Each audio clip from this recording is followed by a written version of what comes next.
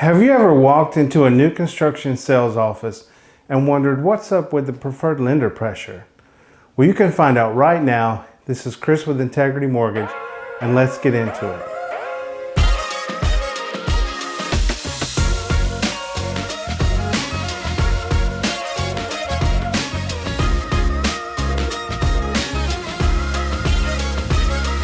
If you walk into a sales office of a new construction community, or you speak with a tract builder sales agent, it's only a matter of time before the words preferred lender are mentioned. It can be very confusing, even if you're already pre-approved. So what is a preferred lender? Well, essentially it's a mortgage lender that commonly has an affiliated business agreement with the builder. And that just means there's some sort of relationship between the builder and the lender. Now this may be a shock, but they didn't become the preferred lender from being the best, but rather they entered into an agreement with the builder to financially compensate them for advertising as the preferred lender.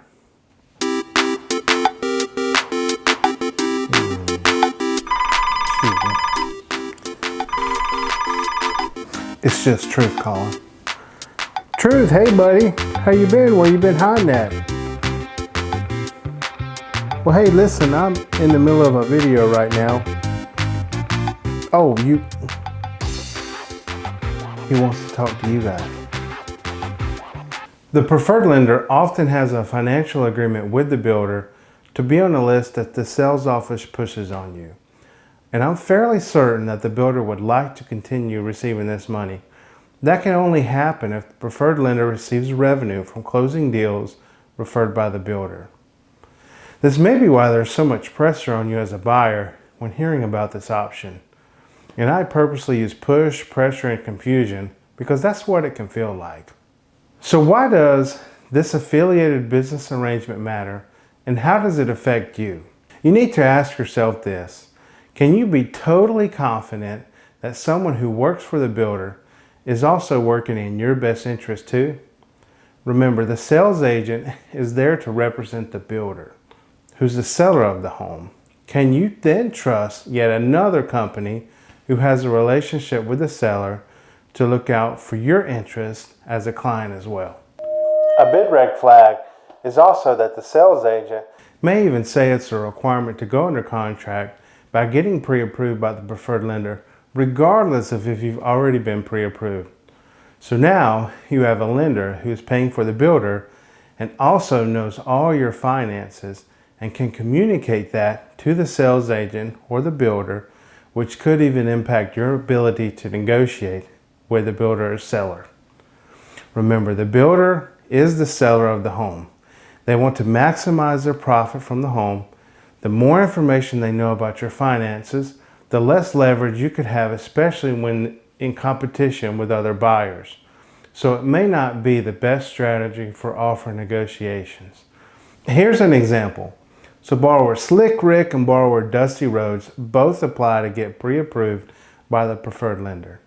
Now Slick Rick has enough money to buy the house cash, but would rather obtain a loan to leverage his finances for more purchases to increase his rental portfolio.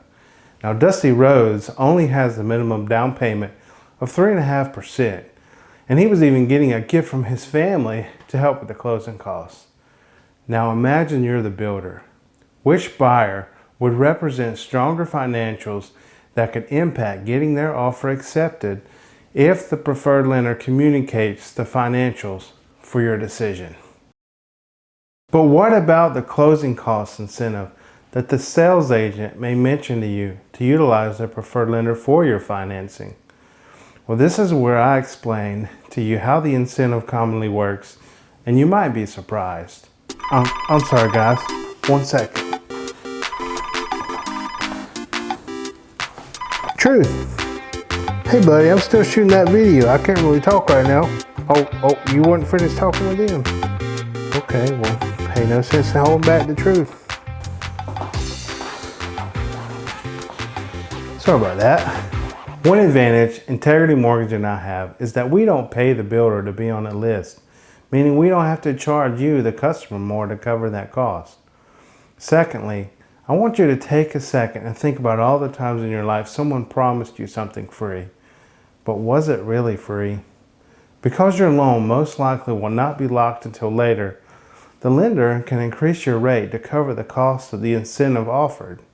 This is extremely common in the practice among preferred lenders. So if your rate is 0.5% higher than the market, it could be due to covering the closing cost incentive.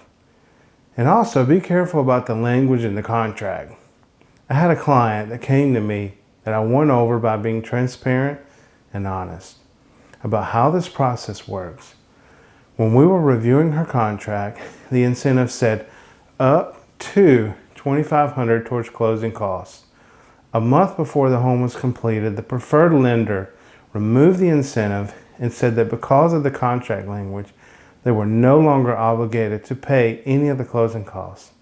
That seems pretty sketch to me, but that's sometimes the way it goes when your financial interest isn't first.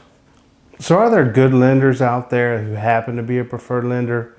Yes, absolutely. But you still have to think about the points we've covered. And I truly believe it's very hard for a preferred lender to have your best interest when they have a financial arrangement with the builder who's the seller of the home. Now, I hope this video helped explain and bring awareness to how you may look at the preferred lender options going forward. No matter how much pressure you feel to use them, you now know the reason why, and I hope you choose someone with integrity to help you through this process. Now, you're unlikely to hear these points from a builder sales agent. And quite frankly, there are many who are unaware of how this process works.